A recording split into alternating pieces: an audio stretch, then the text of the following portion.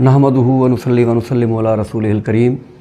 अम्मा बाद फ़अऊज़ु बिल्लाहि मिनश्शैतानिर रजीम बिस्मिल्लाहिर रहमानिर रहीम। मेरे इंतहाई वाजिबुल एहतराम और काबिल कदर अज़ीज़ान मुकर्रम और मेरे बच्चे और अहबाब, दुआ फरमाएं कि अल्लाह ताला तमाम मुसलमानों को कुरान पाक सही मानों में समझने की तौफ़ीक़ अता फ़रमाए और हमें अल्लाह ताला कामिल ईमान और इस्लाम की दौलत अता फ़रमाए। कामिल ईमान और इस्लाम जो सरकार के कामिल खादिमीन हैं, जो तरबियत में पूरे हो गए, उनके लिए अल्लाह ताला ने इरशाद फरमाया कुरान पाक में कि अशिद्दाउ अलल कुफ़ार रुहमाउ बैनहुम तराहुम रुक्कान सुज्जदन यब्तगून फ़ज़लन मिनल्लाहि व रिदवाना, कि उनके चार एस्पेक्ट्स होते हैं उनकी ज़िंदगी के, कि वो दुश्मनों के साथ कैसे हैं, दोस्तों के साथ कैसे हैं, उनका अल्लाह की ज़ात के साथ ताल्लुक़ ज़ाहिरी कैसा है, और जब तगून फ़ज़लन मिनल्लाहि व रिदवाना, उनका अल्लाह की ज़ात के साथ ताल्लुक़ बातनी कैसा है, क़ल्बी कैफ़ियत कैसी हैं, ज़ाहिरी आमाल कैसे हैं,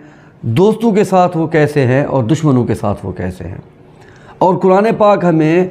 इन चारों एस्पेक्ट्स की तरबियत अता फ़रमाता है। अल्लाह ताला ने इरशाद फरमाया कि हुदल लिल आलमीन, कि ये कुरान पाक तमाम आलमीन के लिए हिदायत है। आलम कहते हैं मा सिवल्लाह खल्कुन, जो चीज़ अल्लाह नहीं है वो खल्क है, दैट इज़ आलम, वो आलम है। जैसे आलम इंसानियात, आलम हैवानात, आलम मुल्क, आलम मालकूत, आलम असबाब, ये तो ज़ाहिरी मखलूक़ात हैं, और कुछ अल्लाह ताला की मखलूक़ात हमारे आमाल में हैं। वल्लाहु खालक़कुम वमा तामलून, हम जो कुछ करते हैं वो भी अल्लाह ताला की मखलूक़ है, और हम जो महसूस करते हैं वो भी अल्लाह ताला की मखलूक़ है। हमारा महसूस करना, हमारा किसी कैफियत में होना, ये भी एक आलम है। कहते हैं ना आलम हैरत, आलम मस्ती, आलम इश्क, आलम जलाल, कि वो कैफियत जलाल में है, कैफियत जमाल में है, कैफियत गुस्से की हालत में है, उसको भी आलम कहा जाता है। तो जब अल्लाह ताला ने फरमाया कि हुदल लिल आलमीन, कि कुरान पाक तमाम आलमीन के लिए हिदायत है और क़यामत तक आने वाले लोगों के लिए हिदायत है, तो इससे हमें लाज़मी तौर पर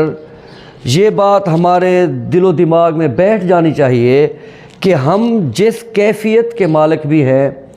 अल्लाह ताला ने हमारी कैफ़ियत के मुताबिक हमारे लिए हिदायत कुरान पाक में रख दी हुई है। अब ढूंढना हमारा काम है।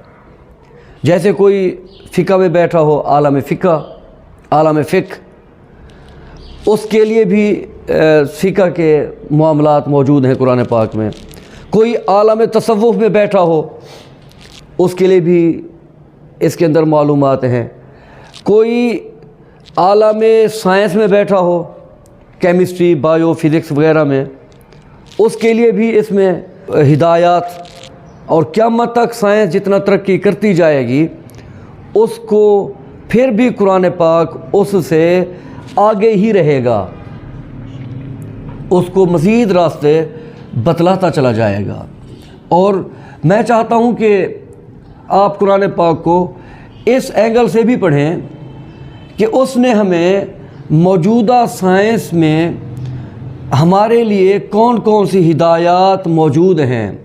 कौन कौन से ऐसे नज़रियात हैं कि जिन पर चल कर हम मौजूदा साइंस को तरक्की दे सकते हैं,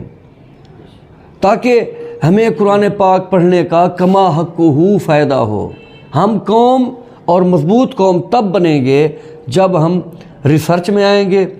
जब हम तहक़ीक़ में आएंगे, खाली लफाजी में नहीं, खाली फ़ोनेटिक्स में नहीं,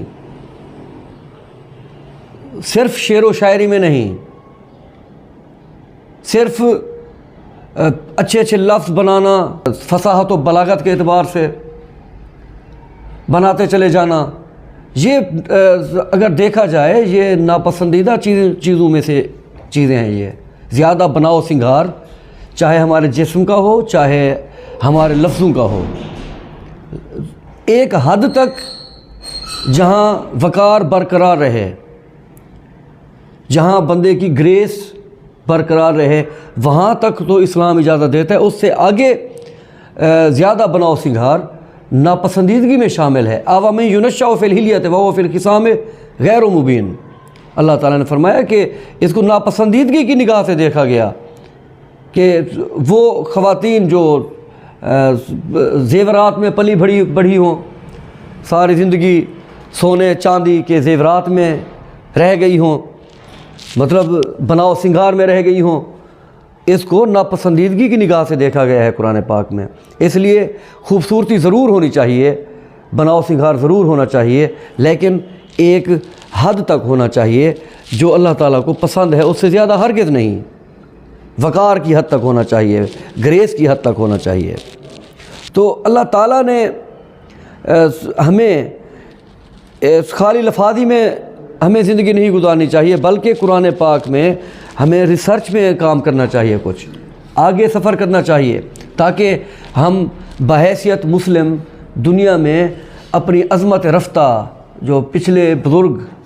ہمارے آباء و اجداد جو عزتیں جو مقامات کما کے گئے ہیں، تو ان تک ہماری رسائی ہو، اور پہلے جو مسلمانوں کا ایک گریس اور وقار ہوا کرتا تھا، جیسے علامہ اقبال نے فرمایا کہ تھے تو آبا وہ تمہارے ہی، مگر تم کیا ہو، ہاتھ پہ ہاتھ دھرے منتظر فردا ہو، کہ ہم تو صرف لفاظی تک رہ گئے ہیں۔ چاہے ہماری سکول کی فیلڈ ہو یا مدارس کی فیلڈ ہو، معذرت کے ساتھ ہم صرف اور صرف تھیوری پہ اور لفظوں پہ رہ گئے ہیں، آگے ریسرچ کی طرف ہم نہیں جا رہے ہیں۔ قرآن پاک کی چند آیات جو میری نگاہ سے گزری ہے، میں چاہتا ہوں کہ آپ جب بھی آپ کو موقع ملے، جہاں تک آپ بات پہنچا سکتے ہیں پہنچائیں، اور جہاں تک آپ تحقیق کو لے کے جا سکتے ہیں لے کے جائیں۔ صرف اور صرف فقہ اور تصوف کی کتاب بنا کے نہ رکھ دیں اسے، یا صرف کوئی مر جائے تو فوتگی پہ پڑھنے کے لیے اس کتاب کو نہ سمجھا جائے، بلکہ یہ ہمیں کمپلیٹ کوڈ آف لائف عطا فرماتی ہے، یہ مکمل دستور زندگی یہ کتاب جو اللہ تعالیٰ نے عطا فرمائی ہمیں عطا فرماتی ہے۔ اس کی فی الحال میں آج آپ کو ایک آیت، باقی انشاءاللہ تعالیٰ کل پرسوں بات چلتی رہے گی، جتنا تک میں پہنچا ہوں تو میں چاہتا ہوں کہ اہل دانش، اہل تحقیق، اہل ریسرچ وہ اس طرف بھی آئیں۔ جب بندے کا میں ایک آیت سے مجھے اشارے ملتے ہیں، میں سمجھتا ہوں، اور جو ریسرچ کرنے والے دوست ہیں ان سے میں کہتا ہوں کہ اس طرف آئیں، اس سائیڈ پہ ریسرچ کی کوشش کیجئے کہ جب انسان کا پورا چمڑا، پوری جلد ختم ہو جائے، تو موجودہ سائنس میں 30% سے زیادہ اگر جلد ختم ہو جائے تو اس کا علاج تقریباً ناممکن میں سمجھا جاتا ہے کہ اس کا علاج نہیں ہو سکتا۔ تقریباً 50% سے اوپر تو بالکل ڈاکٹر علاج شروع ہی نہیں کرتے۔ اگر کسی کی جلد، چمڑا 50% تک، 50% تک اگر ختم ہو جائے، جل جائے یا کسی اور وجہ سے ختم ہو جائے، تو اس کا ایک حل قرآن پاک نے جو بتلایا، وہ اگر 100% جلد بھی ختم ہو جائے تب بھی اس کا علاج ممکن ہے۔ اس آیت کی روح سے آگے ہم اگر تحقیق کریں، ریسرچ میں جائیں، تب بات بنے گی، خالی باتوں سے بات نہیں بنے گی۔ تو جب حضرت یونس علیہ السلام، ان کو جب بعض روایات میں ہے 6 مہینے، بعض روایات میں ہے 40 دن، بعض روایات میں ہے 1 ہفتہ مچھلی کے پیٹ میں رہے، کچھ روایات میں ہے چند سال مچھلی کے پیٹ میں رہ گئے، تو جب وہ مچھلی کے پیٹ سے باہر تشریف لائے، ان کی جلد پوری کی پوری ختم ہو چکی تھی، ان کا چمڑا مکمل طور پر جسم سے مچھلی کے پیٹ میں رہنے کی وجہ سے اتر چکا تھا۔ تو اللہ تعالیٰ نے اس واقعے کو سورۃ صافات میں بیان فرمایا۔ تو میں اس کا آیت نمبر بھی بتلا دیتا ہوں تاکہ محققین اور تحقیق کرنے والے حضرات وہ آسانی سے اس آیت تک پہنچ جائیں۔ تو یہ آیات ہیں سورہ یاسین سے اگلی صورت سورہ صافات کی، آیت نمبر 145 46، یہ دو آیات ہیں، یہ دو ہی کافی ہیں فی الحال ان پر اگر بات کی جائے۔ تو جب مچھلی کے پیٹ سے حضرت یونس علیہ السلام کو نکالا گیا تو قرآن پاک فرماتا ہے فَنَبَذْنَاهُ بِالْعَرَاءِ وَهُوَ سَقِيمٌ، ہم نے انہیں ایک میدان میں باہر نکال دیا اور وہ حالت کمزوری تھی ان کی، حضرت یونس علیہ السلام کی حالت بہت کمزور تھی، اٹھ بھی نہیں سکتے تھے،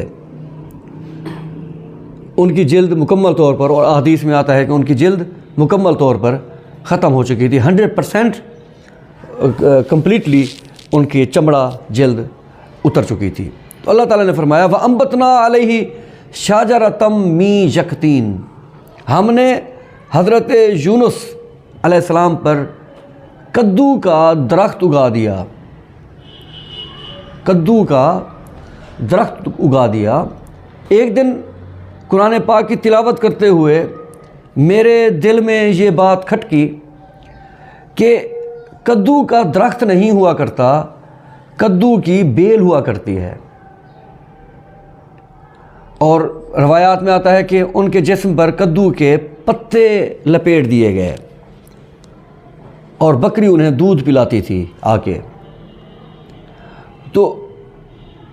اس سارے قصے میں میرے دل میں جو بات آئی وہ یہ ہے کہ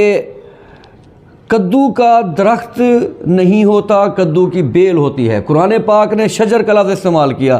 جو کہ لغوی طور پر درخت پر دلالت کرتا ہے، مطلب ہی اس کا درخت ہے۔ تو کدو کا درخت کہاں سے آ گیا جبکہ کدو کی بیل ہوا کرتی ہے؟ میرے دل میں ایک خیال آیا، غلط بھی ہو سکتا ہے لیکن ریسرچ پر ہم جائیں گے تو پتہ چلے گا کہ یہ بات غلط ہے یا صحیح ہے۔ ایک بات اللہ تعالیٰ نے دل میں ڈالی، جب آگے چلیں گے تب پتہ چلے گا کہ یہ راستہ پار جاتا ہے یا نہیں جاتا۔ کہ میرے دل میں جو بات آئی وہ یہ ہے کہ اگر کسی درخت کے ساتھ کدو کو قلم کر دیا جائے، اور درخت وہ جو دریا کے کنارے ہو، کیونکہ یونس علیہ السلام کو اللہ تعالیٰ جب مچھلی نے اپنے منہ سے نکالا وہ سمندر کے کنارے پر تھے، مطلب وہ درخت جو پانی کے قریب، جو اگنے کے لیے زیادہ پانی کے قریب جو اگتا ہو، جس کی پیدائش یا جس کی نسل پانی کے نزدیک ہو، اگر اس کسی درخت کے ساتھ کدو کو بیل کر دیا جائے، کدو کی قلم کر دی جائے، تو اوپر جو پھل ہوگا وہ کدو کی شکل میں ہوگا، لیکن نچلے درخت کے خواص بھی اس میں موجود ہوں گے،